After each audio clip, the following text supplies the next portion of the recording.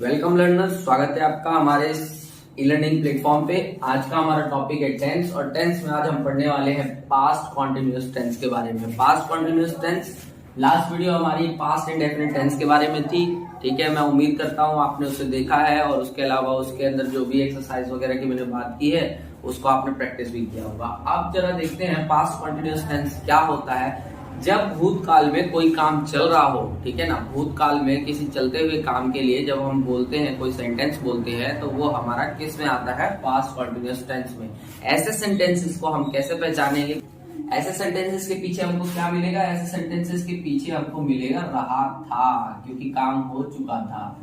ठीक है, रही थी क्योंकि काम हो चुकी थी। रहे थे क्योंकि काम हो चुके थे। ठीक है, हाँ, तो रहा था, रही थी, रहे थे। ठीक है ना, ये था, थे, थी, ये तो पास्ट की पहचान है ही, और पास्ट में भी कॉन्टिन्यूअस की पहचान है, रहा, रही, रहे, क्योंकि पास्ट टेंस में टाइम जो है वो कंटिन्यू चल रहा था। तो ये इनकी पहचान हुई, किसकी? पास्ट कॉन्टिन्यूअस टेंस की। ठीक है, अब पहचानने के बाद इसमें क्या प्रॉब्लम आती है? पहचानने के बाद बात आती है कि हम इसको ट्रांसलेट कैसे करेंगे। तो देखिए, ट्रांसलेट करने के लिए हमारे पास क्या होता है? सेंटेंस के स्ट्रक्चर होते हैं जनाब। सेंटेंस और उनके क्या लिखते हैं हम? स्ट्रक्चर। अलग अलग फॉर्मेट्स में स्ट्रक्चर्स को हम लिखते हैं। तो सेंटेंस का सबसे पहला स्ट्रक्चर हम देखते हैं इसमें, जो हमको पढ़ना है। सेंटेंस का सबसे पहला स्ट्रक्चर, तो सबसे पहला स्ट्रक्चर जैसा कि मैंने आपको कहा वो क्या है? एफर्मेटिव, जिसको हम पॉजिटिव भी बोलते हैं। ठीक है ना, पॉजिटिव सेंटेंस जिसे हम एफर्मेटिव भी कहते हैं। तो ये सेंटेंस क्या है? ये बड़ा ही साधारण सेंटेंस है, मतलब इसमें आपको सिर्फ और सिर्फ इंफॉर्मेशन दी जाएगी। मतलब नॉर्मल सेंटेंस है, बिल्कुल इंफॉर्मेटिव है। ठीक है, मैं स्कूल जा रहा था, मैं पार्क में खेल रहा था, मैं घूम रहा था, वगैरह वगैरह, है ना। तो इसमें कैसे हम आप ट्रांसलेट करेंगे? इसका स्ट्रक्चर बनेगा, सबसे पहले आप इसमें लिखेंगे सब्जेक्ट को।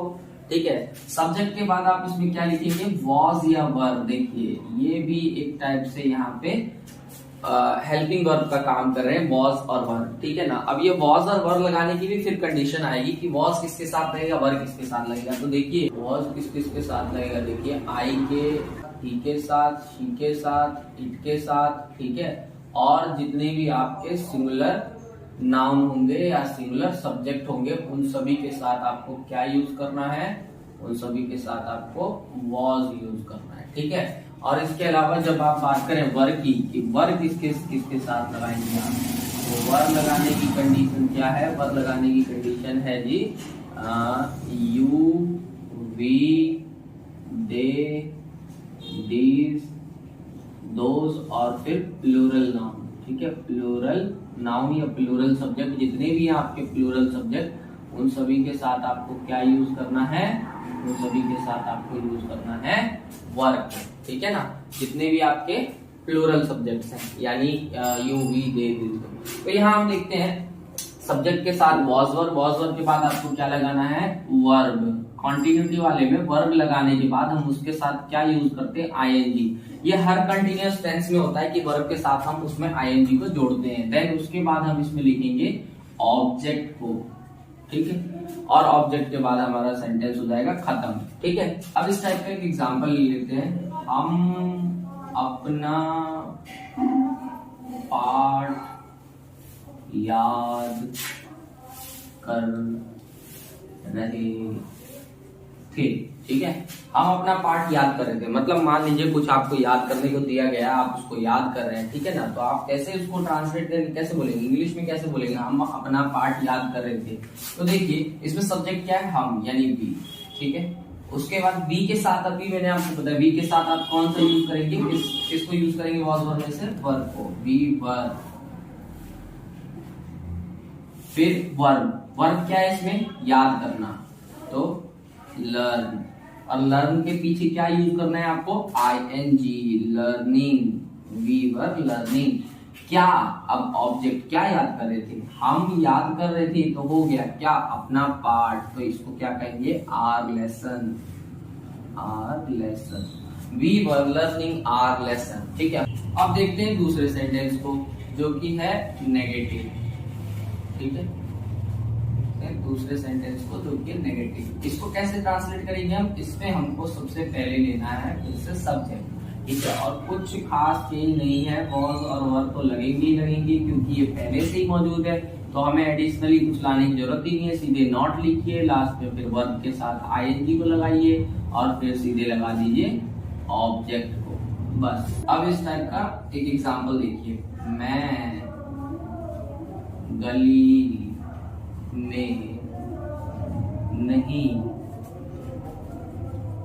घूम रहा था, ठीक है।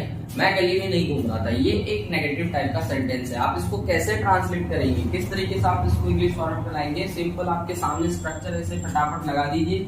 मैं, इसमें सब्जेक्ट कौन है? मैं, तो मैं को आप क्या कहेंगे इंग्लिश में? आई, ठीक है। आई के साथ हम क्या यूज करने वाले हैं? आई के साथ हमें यूज करना है वॉज, और इसमें हमारा जो वॉज के बाद हमें क्या लगाना है? नॉट, ठीक है। I was not. और फिर हमारा है वर्ब, वर्ब इसमें क्या है? घूमना, घूमने को हम क्या कहते हैं मोस्टली? वॉक, ठीक है। और वॉक के पीछे हम क्या लगा देंगे? आई-एन-जी, ठीक है ना। हाँ, तो आई वॉज नॉट वॉकिंग, कहाँ? गली में, तो गली को हम क्या कहेंगे? वॉकिंग इन द स्ट्रीट, ठीक है। स्ट्रीट बने गली, तो I was not walking in the street. अब एक अगला स्ट्रक्चर, क्या है अगला स्ट्रक्चर? इंटेरोगेटिव, ठीक है। इंटेरोगेटिव में क्या? बहुत आसान है, कोई दिक्कत नहीं है इसमें भी। वॉज और वर्ब को आगे ले आइए, ठीक है, ये बाहर आ जाएंगे वॉज और वर्ब। उसके बाद आप यूज करेंगे इसमें सब्जेक्ट को, ठीक है। सब्जेक्ट के बाद आप इसमें लगाएंगे वर्ब, वर्ब के साथ लगेगी आईएनजी और आईएनजी के साथ लगेगा इसमें ऑब्जेक्ट। अगर आपका सिंपल इंटरोगेटिव है तो आपका स्ट्रक्चर होने वाला है ये, ठीक है। वॉज वर्ब, फिर उसके बाद सब्जेक्ट, फिर वर्ब के साथ आईएनजी, ऑब्जेक्ट और लास्ट में क्वेश्चन मार्क, आपका सेंटेंस हो जाएगा खत्म। अब इस टाइप का एक एग्जांपल देख लेते हैं। क्या वे स्कूल के बाद बास्केट बॉल खेल रहे थे? क्या वे स्कूल के बाद बास्केटबॉल खेल रहे थे? ठीक है ना। ये इंटरोगेटिव का है क्योंकि इसमें प्रश्न पूछा जा रहा है कि क्या वे लोग खेल रहे थे स्कूल के बाद बास्केटबॉल। तो आप क्या करेंगे? क्या के लिए? इसमें वॉज या वर्ब में से कोई चीज आपको बाहर लानी। अब वो डिपेंड करेगा आपके सब्जेक्ट पे। सब्जेक्ट क्या है आपका? वे, वे यानी कि दे, दे के साथ आप यूज करते हैं वर्ब, तो आप बाहर क्या यूज करेंगे? वर्ब, ठीक है। उसके बाद आपको लाना है सब्जेक्ट, वर्ब दे, ठीक। फिर आपका वर्ब, वर्ब क्या है? खेलना, खेलना यानी क्या? प्ले, ठीक। और प्ले के साथ आप क्या लगाएंगे? आईएनजी, वर्ब दे प्लेइंग, ठीक है। क्या क्या खेल रहे थे? अब देखिए वो आपका ऑब्जेक्ट हो जाएगा। यहाँ पे ऑब्जेक्ट बड़ा कॉम्प्लेक्स हो रखा है। स्कूल के बाद एक बात हो गई, ठीक है। स्कूल के बाद एक बात हो गई, और बास्केटबॉल जो है वो एक बात होगी, ठीक है। तो सबसे पहले हम देखिए उस ऑब्जेक्ट को यूज करेंगे जो वर्ब से डायरेक्टली कनेक्टेड है। तो वर्ब से डायरेक्टली कनेक्टेड क्या है? प्लेइंग के साथ क्या कनेक्टेड है? बास्केटबॉल। तो verb they playing basket ball, ठीक है, basket ball, verb they playing basketball. उसके बाद अगला हमारा क्या ऑब्जेक्ट है दूसरे नंबर पे आने वाला? वो है स्कूल के बाद, verb they playing basketball after. School के बाद को क्या कहेंगे? After school and then question mark. हो गया हमारा सेंटेंस, ठीक है। Translate, verb they playing basketball after school, ठीक है। अगला सेंटेंस है इंटेरोगेटिव, इंटेरोगेटिव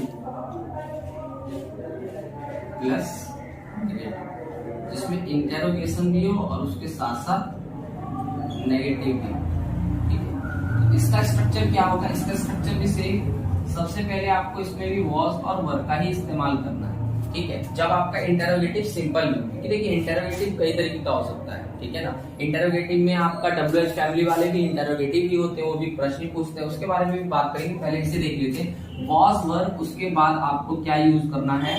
सब्जेक्ट को, ठीक है। उसके बाद आप यूज करेंगे नॉट, ठीक है। और उसके बाद आपको यूज करना है वर्ब, वर्ब के साथ आप यूज करेंगे आईएनजी, आईएनजी के साथ आपको यूज करना है ऑब्जेक्ट एंड देन लास्ट में क्वेश्चन मार्क, ठीक है। ये हो गया आपका इंटेरोगेटिव और नेगेटिव का स्ट्रक्चर, ठीक है। इस टाइप का एक सेंटेंस, क्या हम तालाब में मछलियां नहीं पकड़ रहे थे। क्या हम तालाब में मछलियां नहीं पकड़ रहे थे? ठीक है, तो इस टाइप के सेंटेंसेस को हम कैसे ट्रांसलेट करेंगे? देखिए, ये इंटरोगेटिव भी है, साथ में इसमें नेगेटिव भी है। तो हम क्या करेंगे? सबसे पहले क्या के लिए हम क्या यूज करेंगे? हम है हमारा सब्जेक्ट, तो वी के साथ हम यूज करते हैं वर्ब। तो सबसे पहले हम वर्ब को बाहर ले आएंगे, वर्ब वी। ठीक है, उसके बाद सब्जेक्ट के बाद हमें नॉट लगाना है, तो वर्ब वी नॉट। ठीक है ना, और उसके बाद वर्ब के साथ आईएनजी। ठीक है, सब्जेक्ट के बाद हमने नॉट लगा दिया, उसके बाद हमें वर्ब के साथ आईएनजी लगाना है। तो पकड़ना हमारा वर्ब है, तो पकड़ने को हम कहते हैं कैच। कैच के साथ हम लगाएंगे आईएनजी, तो ये हो जाएगा कैचिंग। Verb not catching. क्या आप देखिए, फिर से दो सब्जेक्ट और दो ऑब्जेक्ट है आपके पास, एक तालाब में और दूसरा है मछलियां। ठीक है ना, तो दो ऑब्जेक्ट जब आते हैं ना इस तरीके से, तो हम उस ऑब्जेक्ट को यूज करेंगे जो वर्ब से ज्यादा मतलब डायरेक्टली रिलेटेड हो। तो कैचिंग क्या पकड़ा जा रहा है सर? तो मछलियां। तालाब तो पकड़ नहीं सकते हैं ना, तो एक या दो, इन दोनों में से आप क्या लगाएंगे? मछलियों को। तो verb we not catching fish. ठीक है, कहा? तालाब में। फिश इन द, तालाब को क्या कहते हैं जी? पॉन्ड। ठीक है, तो ये हो गया आपका ट्रांसलेशन किसका? इंटरोगेटिव प्लस नेगेटिव का। ठीक है, verb we not catching fish in the pond. ठीक है, अगला स्ट्रक्चर इसमें जो आने वाला है वो क्या है?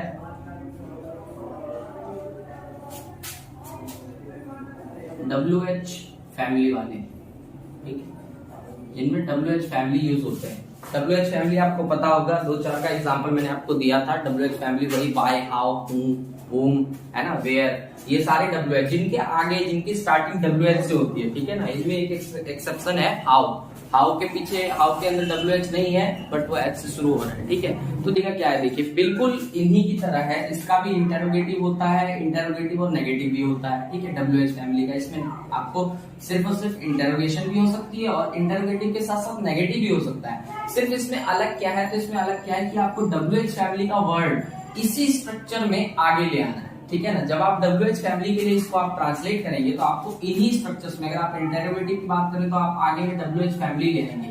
WH फैमिली का वर्ड यानी कि कोई भी वर्ड जो आपका WH से शुरू हो रहा है, वाई, व्हेन, वेयर, हाउ। ठीक है, ये व्हाट, ये जितने भी वर्ड्स हैं आप इनको बाहर ले आएंगे WH फैमिली को। उसके बाद आप सेम टू सेम आगे का सब कुछ बिल्कुल आपको वैसा ही लिखना है जैसा इसमें दिया हुआ है, वॉज या वर लिखना है आपको। उसके बाद आप इसमें लिखेंगे सब्जेक्ट को। ठीक है, सब्जेक्ट के बाद अगर मान लीजिए आपका सेंटेंस नॉट में है तो आपको यहाँ पे नॉट लगाना है, अगर नहीं है नॉट में तो आप नहीं लगाएंगे नॉट को। ठीक है, अगर आपके सेंटेंस में ना है तो आप नॉट लगाइए, अगर नहीं है तो आप नॉट मत लगाइए, आप सब्जेक्ट लगा के आगे बढ़ जाइए।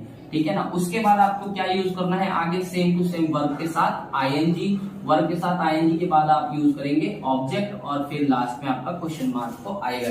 ठीक है, तो ये है WH फैमिली का, जिसमें आपको नॉट हो चाहे ना हो, आपको स्ट्रक्चर इस तरीके से रखना है। अगर नॉट है तो आप बस नॉट लगा दीजिए सब्जेक्ट के बाद, बस हल्का सा नॉट ऐड करना है। अगर आपका नॉट नहीं है तो आप मत करिए उसको ऐड। ठीक है ना, बिना नॉट के सेंटेंस ऐसे ही चलेगी जैसे चल रहा है। ठीक है, अब इस टाइप का एग्जाम्पल देख लीजिए। वे मेरे दोस्त को क्यों बुला रहे थे? ठीक है, वे मेरे दोस्त को क्यों बुला रहे थे? हो सकता है वही आपका कोई राज या कोई रहस्य निकलवाने के लिए वो आपको, आपके दोस्त को बुला रहे होंगे, है ना।